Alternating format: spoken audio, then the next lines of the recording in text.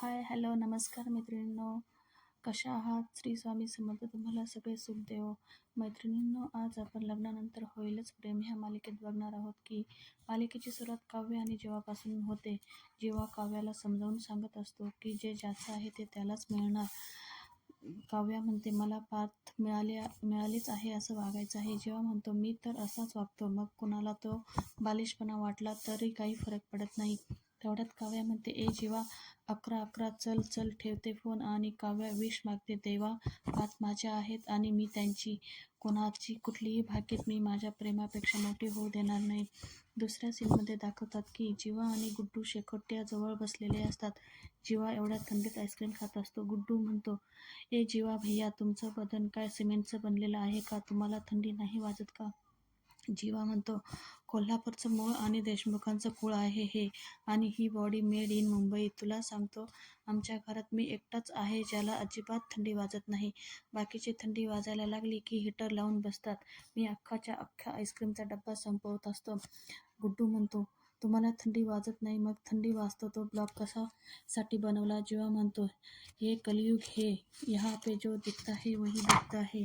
मी जर ब्लॉग बनवला नसता तर नंदिनीने मला ब्लँकेट दिलं असतं का? तेवढ्यात तेथे नंदिनी येते.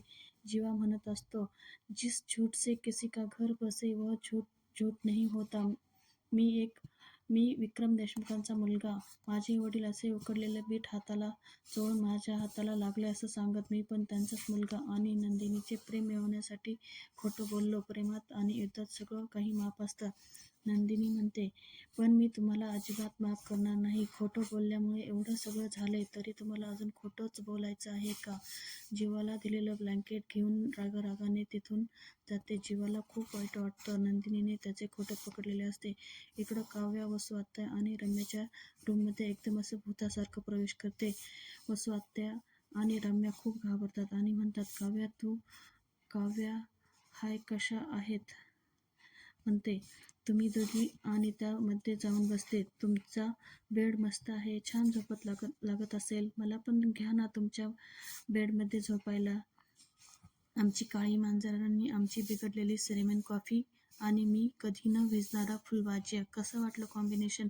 रम्या म्हणते काव्या तू बरी आहेस ना? का पार्थ तुला मिळणार नाही म्हणून डोक्यावर परिणाम झालाय? ठीक आहे ना स्वतः? आत्याबाई म्हणतात काव्याच्या डोक्यावर परिणाम झालाय तर झालाय, माझ्या डोक्यावर परिणाम.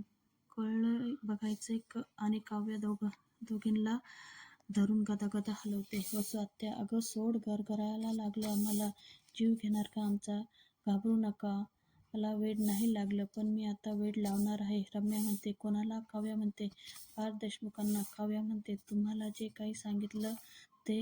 ह्या काव्या लगेच हार मानून जाईल. नाही ग रम्या, नाही. काव्याला जितकं हारायचं होतं तितकं ती हारली, पण आता काव्या फक्त जिंकणार. काय ग रम्या, तू मला गुरुजींचं जे भाकीत सांगितलं, आता बघ गुरुजींचं भविष्य खरं ठरतं की माझं प्रेम.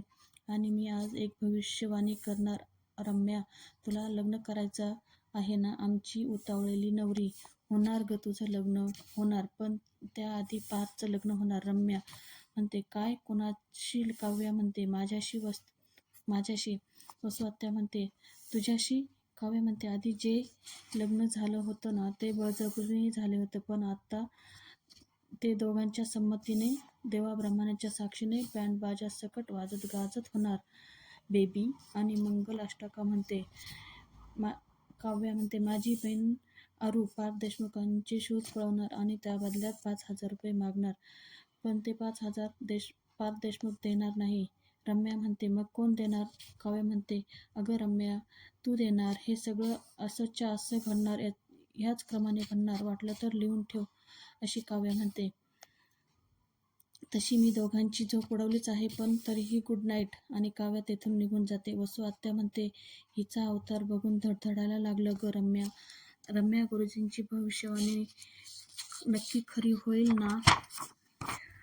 ती काव्याची भविष्यवाणी. आणि दोघी खूप घाबरतात. पुढे दाखवतात काव्या अभ्यास करत असते. ती बघते की 12 वाजले आहे आणि म्हणते संक्रांतीचा दिवस सुरू झाला आहे. आणि ती बोक्याला सांगते की आज आपण छान गुळ पोळ्या करूया, तिळाच्या वड्या करूया, सगळं करू जे पार्थ देशमुखांना आवडतं. पार्थ देशमुख त्यांना दाखवून देऊ की ही काव्या त्यांची फिसकरलेली मांजर त्यांच्यावर किती प्रेम करते आणि मी आता कोणालाच घाबरत नाही हे मी जगातल्या सगळ्यांना दाखवू शकते. पार्थ हे सगळं चोरून बघत असतो. इकडे जीवा ब्लॉग बनवत असतो आणि म्हणत असतो, जेव्हा जेव्हा वेळ मिळेल तेव्हा तेव्हा घरातल्यांना वेळ देत जा, कारण त्यांच्यापासून बाहेर पडल्यावर आपल्याला त्यांची किंमत कळते आणि इमोशनल होतो, सगळ्यांना मिस करतो. पुढे दाखवतात की जीवा हलव्याचे दागिने घालून, छान ड्रेस घालून नंदिनीला घेऊन घरी आलेला असतो.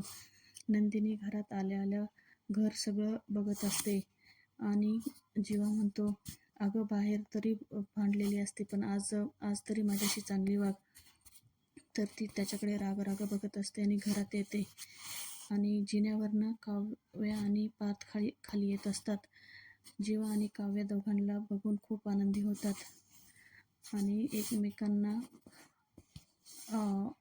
एकमेकांना तिळगुळ देत असतात. हे सगळं मालिनी बघत असते. मालिनी, जीवा, नंदिनी, पार्थ आणि काव्या चौघांना बघून खूप खुश होते. उद्याच्या भागात दाखवतात ते चौघे एकमेकांना तिळगुळ देतात. मालिनी हे सर्व कौतुकाने बघत असते आणि म्हणते, देवा सगळ्यांमधील हा अबोला मिटू दे. तिळाची ऊब आणि गुळाचा गोडवा यांच्या नात्यात उतरू दे बापा. अरे यार,